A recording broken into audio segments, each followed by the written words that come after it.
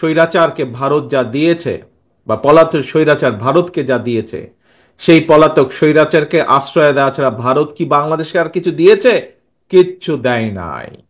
উত্তরাঞ্চলের এই যে লাখো কোটি মানুষ তিস্তা নদীর পানির ন্যায্য হিস্সা থেকে আজকে বঞ্চিত, এবং এই জন্য এই কারণে মানুষগুলো আজ এখানে অধিকার, যে মানুষের যে পানির অধিকার, এই অধিকার আদায়ের দাবিতে এইসব মানুষরা আজকে জাগো বাহে তিস্তা বাঁচাও স্লোগানে গত 2 দিন ধরে আপনারা সকলে এখানে তিস্তা পাড়ে সমবেত হয়েছেন।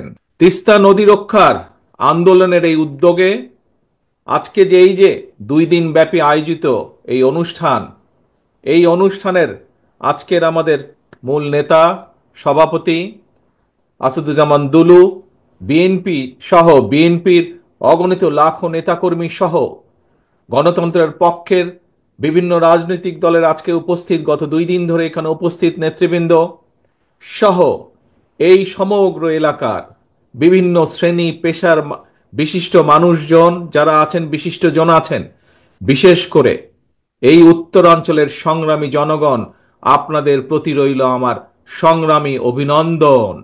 ভারতের সঙ্গে বাংলাদেশের 54টি যে অভিন্ন নদী, এই নদীর পানির ন্যায্য হিস্সা প্রাপ্তি এটা কোনো কারো করুণার বিষয় নয়, এটা আন্তর্জাতিক আইন অনুযায়ী এটি বাংলাদেশের প্রাপ্য, এটি বাংলাদেশের মানুষের প্রাপ্য। অথচ আমরা কি দেখছি?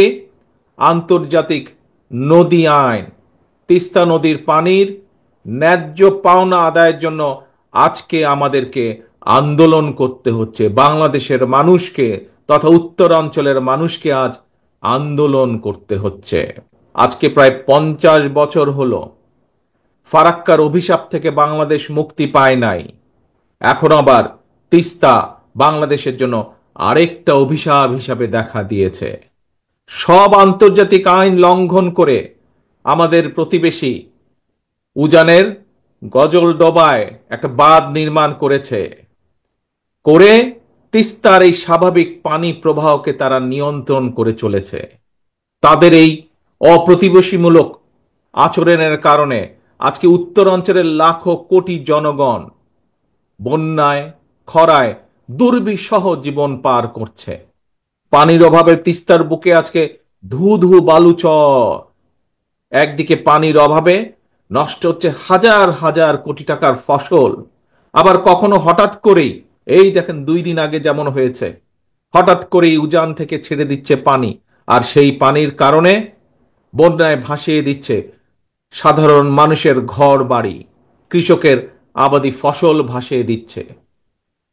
প্রত্যেক বছর এই বন্যার কারণে বলা যায় প্রায় সময় বন্যার কারণে এমনকি কোনো কোনো সময় বছরে 3বারও বন্যা হয়েছে এই অঞ্চলে।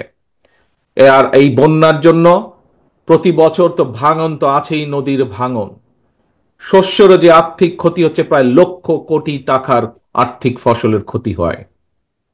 প্রিয় সংগ্রামী ভাই বোনেরা, এই যে 5ই আগস্ট চলে গেল, এই 5ই আগস্টে আমরা দেখি যে একজন পালিয়ে গিয়েছে এই দেশ থেকে, একটা খুনি এই দেশ থেকে পালিয়ে গেছে, স্বৈরাচার এই দেশ থেকে পালিয়ে গিয়েছে।